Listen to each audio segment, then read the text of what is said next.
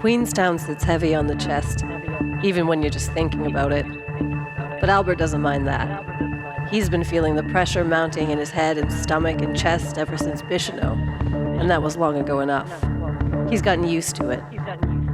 He took the Powatina route, over the steep ascent of Mount Blackwood, through the fog of the high mountain, and back down through the Highland Lakes over dirt roads with no one on them. Past the cider gum graveyard of Baron Tier, with the theatrics of the dead, ashen giants in their monologues, some with limbs and claws outstretched in silhouette against the sky, howling to a cruel maker. Some bowled over with their heads to the ground, as if they've just ingested poison. Each on their own stage amongst the low plain of silver tussock and button grass. Cecile always said this part of the drive was so beautiful, but she never knew it before the bushfire. She doesn't feel the same sense of dread he does to see the land like this. It isn't a part of her body the way it is Albert's. He winces a bit to think about driving with Cecile. His pointer finger starts to tap on the wheel. And anyways, Albert knows that you can get used to the heaviness, just like anything. He lived in it for most of his 20s and half of his 30s. It's just a breathing thing. You have to acclimatize, like the climbers on Everest do. Move slowly into the new airspace so your body learns how to work its organs in the different altitudes. Not that Queenstown has a different altitude, it just has a heavy energy. That's what the travelers say about it. But Albert knows that what they are probably feeling and don't have words for is the weight of lifelessness. The rock that the tourists liken to the terrain of the moon is dead like that from the mining and logging. 100 years of digging, scraping, blasting, poisoning, dumping the used up poison down the rivers, then ripping the wounds open and scraping at them again. That's what's heavy around here.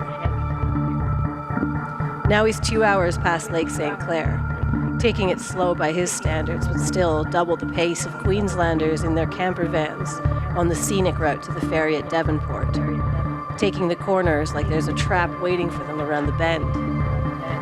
It's the kind of road where the police will pull you over for going too slow, which is a form of crime prevention out here.